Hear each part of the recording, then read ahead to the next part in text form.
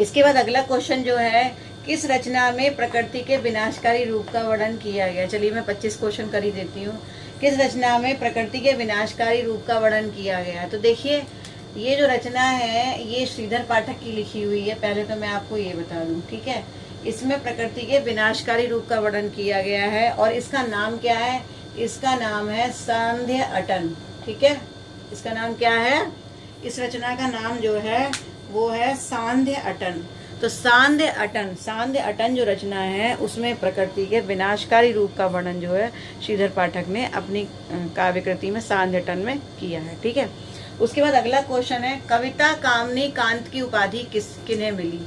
तो देखिए कविता कामनी कांत की उपाधि किनको मिली थी, द्विवेदी युग के कवि थे। तो ये जो थे कविता कामनी कांत की उपाधि किसको मिली थी, बड़ा अच्छा क्वेश्चन है, ठीक है। तो ये देखिए इनको कविता कामनी उपाधि, और जरूरी ये है जानना, देखिए मैंने आपको बताया ना एक क्वेश्चन से कई क्वेश्चन निकलते हैं। तो मैं 2-3 उपाधियां इनको और मिली थी, ये एक ऐसे कवि थे जिनको और उपाधियां मिली थी साथ में, तो वो भी मैं लिख देती हूँ, फिर आपको बताती हूँ कि किसको मिली थी।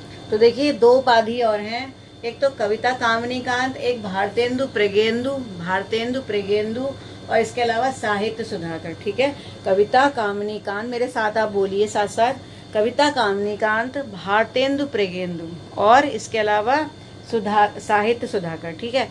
ये जो तीनों उपाधियां ये एक ही व्यक्ति को मिली हैं और जो वो व्यक्ति हैं वो वास्तव में उनका नाम क्या है, उनका नाम है नाथूराम शर्मा शंकर, ठीक है।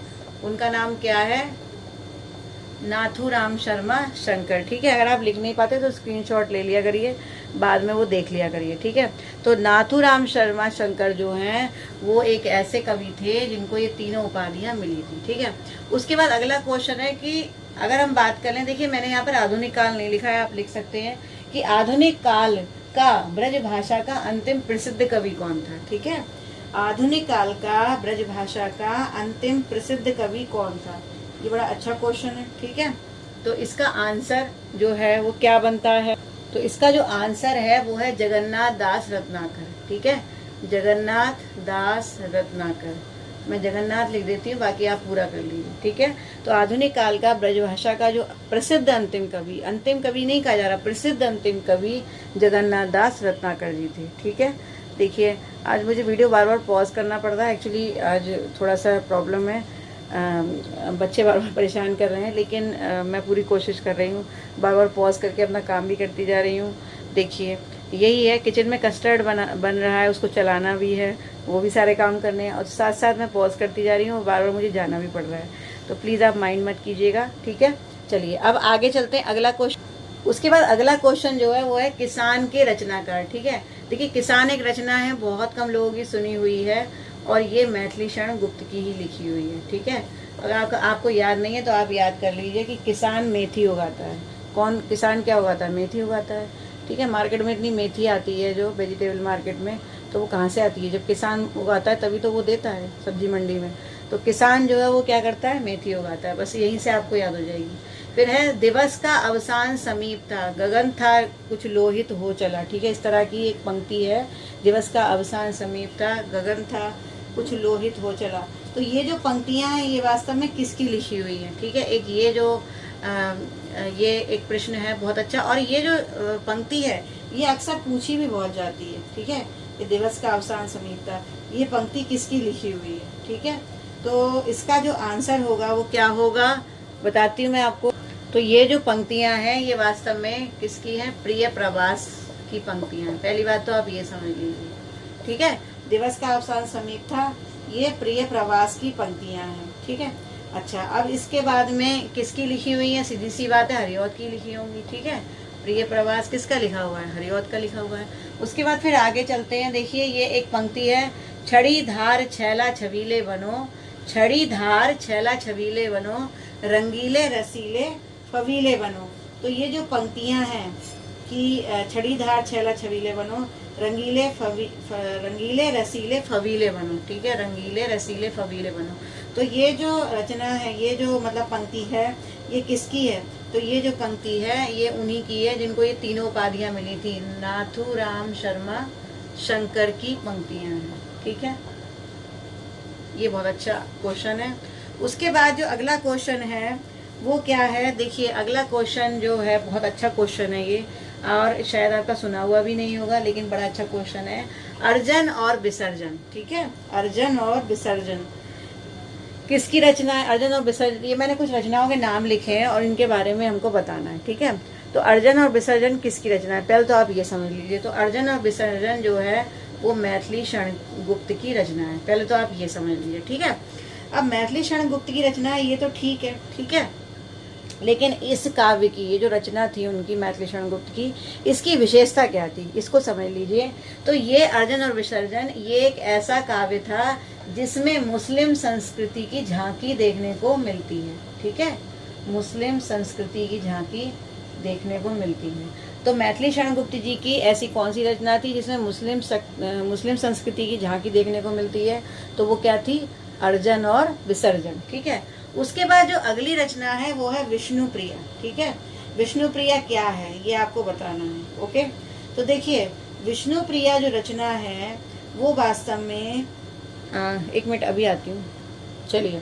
तो विष्णुप्रिया जो है वो वास्तव में मैथिली शरण गुप्त जी की रचना है। पहली बात तो आपको ये समझनी है, ठीक है, ये किसकी रचना है? मैथिली शरण गुप्त जी की। अच्छा चलिए, अब इसके बाद ये है कि इसकी विशेषता क्या है, ठीक है। मैथिली शरण गुप्त की रचना है लेकिन इसकी विशेषता क्या है, तो इसको आप समझ लीजिए।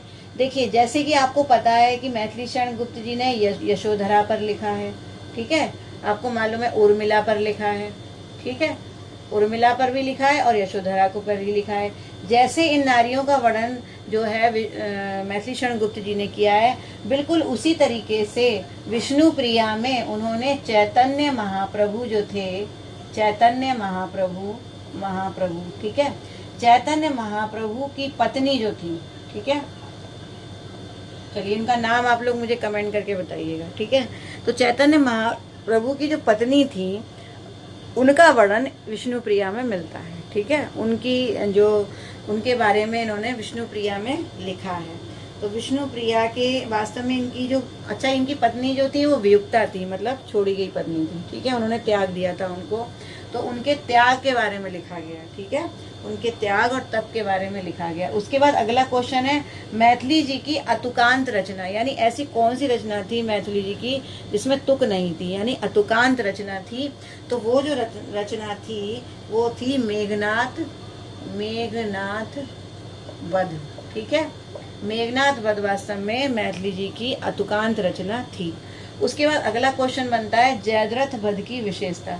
देखिए जयद्रथ वध अगर आपने नहीं पढ़ा है, नहीं पढ़ी है ये काव्य रचना, तो आपको ये बात नहीं पता। आज ज़्यादातर लोग ये सोचते हैं कि ये कोई पौराणिक कहानी होगी, जैसे महाभारत में दिखाया जाता है जयद्रथ का वध हुआ था, ठीक है, तो उस तरह की कोई पौराणिक कहानी होगी, लेकिन वास्तव में ऐसा नहीं है, ठीक है।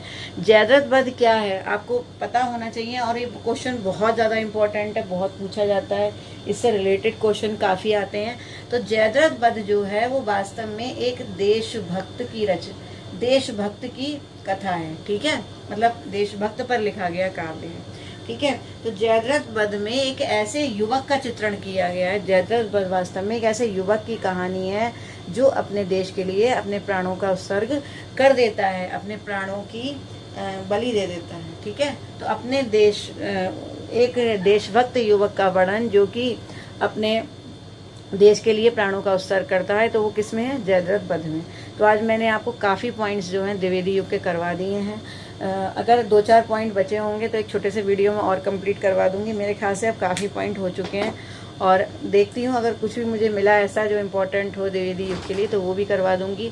अदरवाइज़ मैक्सिमम 95% हो चुका है। बाकी मैंने रचनाओं से रिलेटेड आपको क्वेश्चन नहीं कराए हैं। अब मैं अगर यहाँ पर ये क्वेश्चन कराऊँ कि ये रचना किसकी है, कि इसके रचनाकार कौन है, तो फिर मेरा ट्रिक्स वाले वीडियो देने का कोई फ़ायदा नहीं है, ठीक है।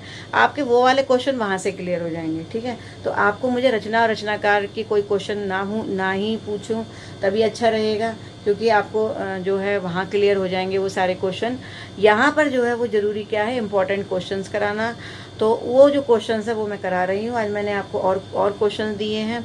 तो द्विवेदी युग के कम से कम नहीं तो अभी तक मैं दे भी चुकी हूँ, पहले भी क्वेश्चंस और आगे भी दूंगी। मुझे लगता है ज़्यादा नहीं, 10-12 क्वेश्चन और बचे होंगे जो मुझे देने चाहिए, तो वो मैं आपको ज़रूर करूँगी, ठीक है, ज़रूर बताऊँगी। इसके बाद मैं छायावाद स्टार्ट करूँगी। छायावाद की प्रमुख प्रवृत्तियाँ जो हैं, एक ये वाला मैं आपको थियोरटिकल वीडियो दूंगी, और फिर उसके बाद छायावाद की प्रमुख जो इम्पॉर्टेंट क्वेश्चंस हैं वो सभी मैं बताऊंगी। जितने प्रमुख प्रश्न बनते हैं, प्रश्नावली, वो आपको एक एक करके करवाती जाऊंगी। तो मैं प्रश्न बना करके, पॉइंट बना करके ही इन चीज़ों को करना चाह रही हूँ, ठीक है, जिससे आपको पॉइंट टू पॉइंट याद होता रहे और आपको इसको करने में ज़्यादा मशक्क़त ना करनी पड़े, ठीक है।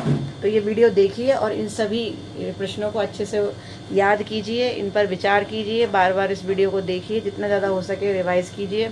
और अगर चैनल को सब्सक्राइब नहीं किया और अगर आप नए हैं तो ज़रूर सब्सक्राइब कर लीजिए और मुझे कमेंट कीजिए, लाइक कीजिए। आपका एक लाइक और एक आपका कमेंट जो है मेरे लिए बहुत बड़ा मोटिवेशन का रीज़न बनता है।